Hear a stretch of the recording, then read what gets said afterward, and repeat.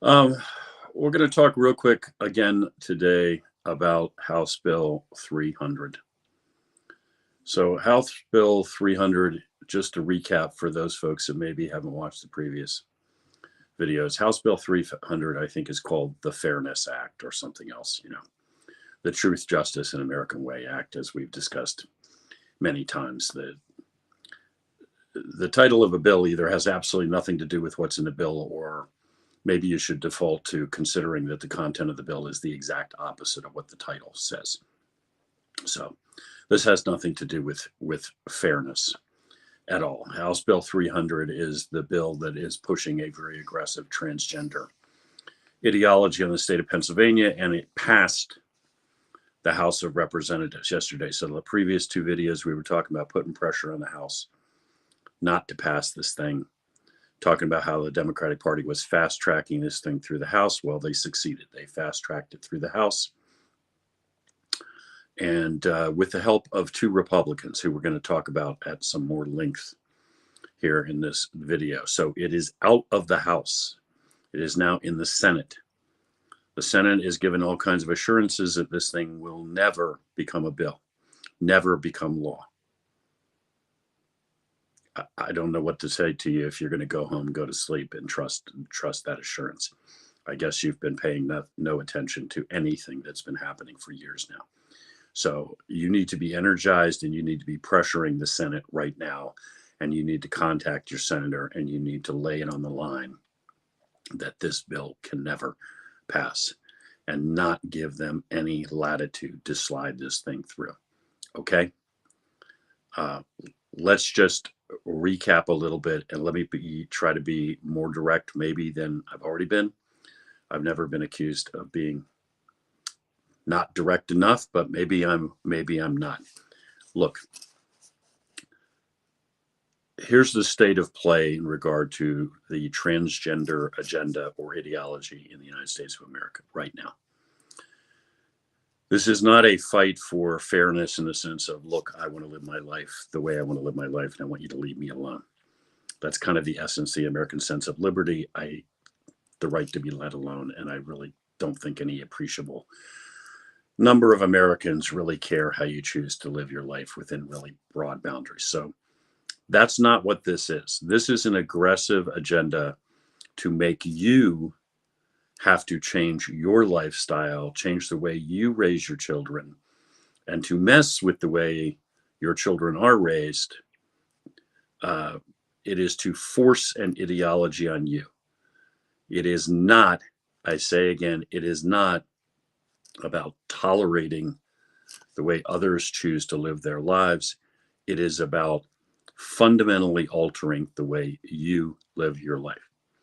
So I think a lot of folks are still under this impression that when we start talking about transgender individuals and a guy being allowed into a woman's locker room, for instance, that they assume that the state of the law is this, that if you are a guy who has been physically and hormonally altered and has now transitioned, to use their word, to female, that's what we're talking about. We're talking about a guy who has physically and hormonally become a woman.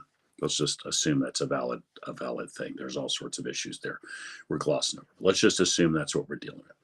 And this former guy, now gal, wants to be allowed into female restrooms and locker rooms. Okay.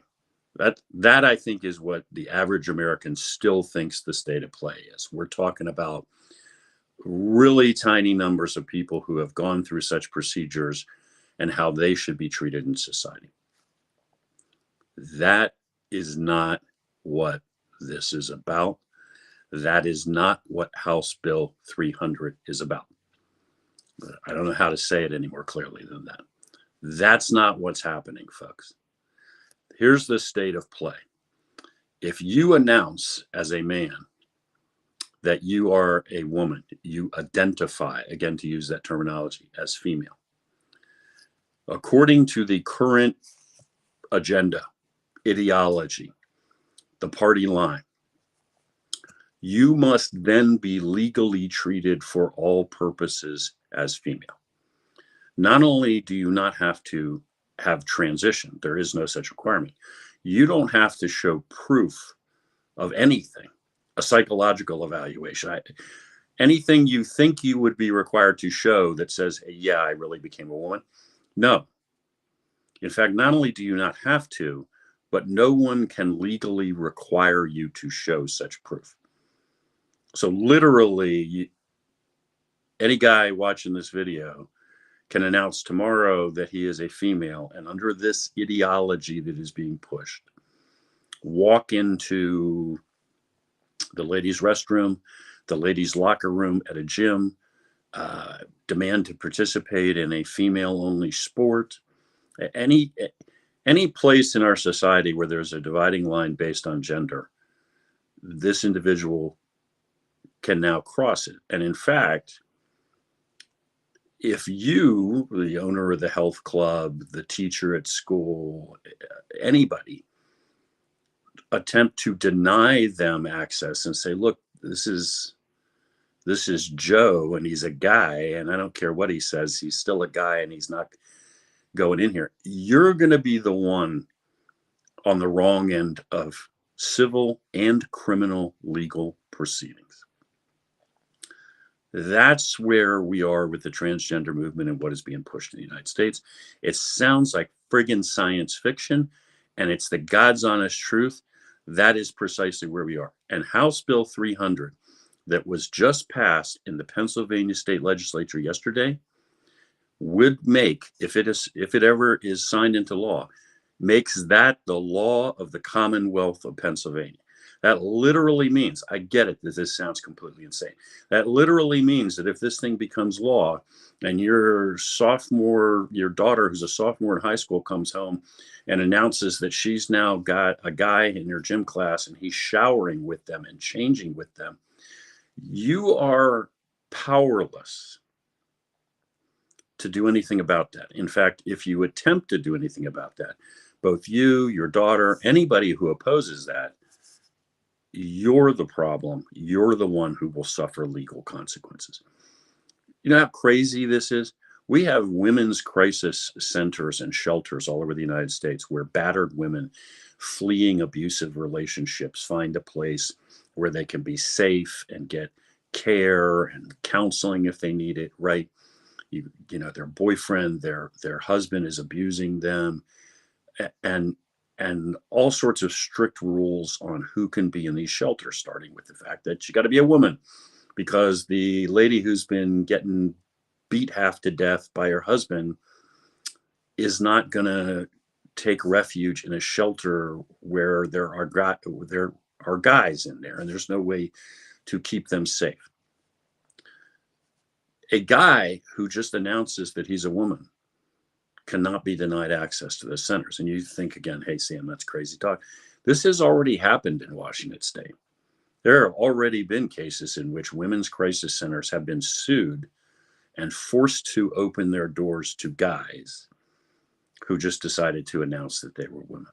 We have prisons in the United States where male inmates who are locked up in male institutions are announcing while they are incarcerated that they are women, suing the state, and the states are transferring these men, some of whom are extremely violent, in fact, maybe serving sentences for rape. They will transfer these still biological males based on their affirmation that they are female. They will transfer them into a woman's institution, into a target-rich environment where they are locked behind bars with thousands of women on whom they can prey. Didn't make that up. It's happened in multiple states. I'm laughing not because it's funny, but because I guess because the alternative is crying. This is real. This is the ideology. House Bill 300 that just passed, if it's signed into a law, makes this the law of the land. So you need to fire up your senator. But I tell you what else you need to do. There are 2 Republican representatives that voted for this bill. They're the reason it passed. They gave the Democrats the votes they needed. Okay, 2 Republicans who signed on to this. One of these guys, they're both from Luzerne County. As I said the other day, I don't know. Luzerne, I thought you were squared away. Is there something in the water? Something happening? I don't know. Right? We got District 119, Alec J. Ryncavage, I guess is how you pronounce his name. Okay, Alec, this is his first term in the House. You can still go online and read all his campaign literature from his first campaign. There's a young guy from the area, and look at all his campaign literature, because I'll tell you what it tells you. He's that clean cut, squeaky clean, good, local boy makes good son of anthracite coal country. That's how he builds himself and everything he puts across. This is the blue collar guy who pulled himself up by his own bootstraps. And by God, he's going to stand up for you and your values and your rights. And he's going to go down to Harrisburg and he's going to fight all those special interests. And he's going to make sure that your values, small town, coal country, Pennsylvania values, are represented in Harrisburg. This guy's hardly sat down in his freaking seat in the legislature. And he votes to make that ideology that I just explained to you. He votes to make that the law of the land. So I think, first of all, Mr. Ryncavage needs to be looking for another job at the next electoral cycle. But I think right now, everybody who cares about this needs to fire up his phone lines, his email, everything, okay? Go to the Pennsylvania House of Representatives website, pull up his information, gives you the addresses of his district offices, his phone numbers, his emails, his fax numbers, everything, right? I give you another one that I gave the other day, but I give it to you again. This is his district office in Nanticoke. 570-902-4083. Maybe you give Ryan and his guys at Ryncavage and his guys a call and ask them what exact values of coal country do you think are represented by this bill, HB 300. Maybe also ask him what the Democratic Party gave him to make that vote. Aaron D. Kaufer's the other one. Aaron's been around. I think this is his 3rd term. He's from District 120, also in Luzerne. All of Aaron's information online is filled with the same kind of stuff you see with Ryncavage. He's a little bit older.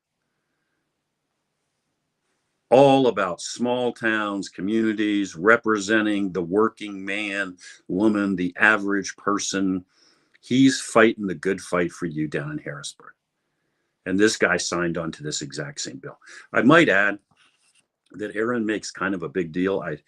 He's apparently Jewish, and he makes kind of a big deal on his website about what temple he belongs to and other associations, and that his faith apparently is important to him. I would really love to know what Aaron's rabbi thinks about this transgender ideology, because I'm guessing he's not really on board with it. This is your GOP, folks. These are the folks that are telling you that you got to vote for them because there's an R next to their name. Both of these individuals, Aaron D. Kaufer and Alec Ryncavage, both of these guys need to hear from everybody watching this. They need to be fired up, need to understand that we see them, we are disgusted. I'll talk to you again soon.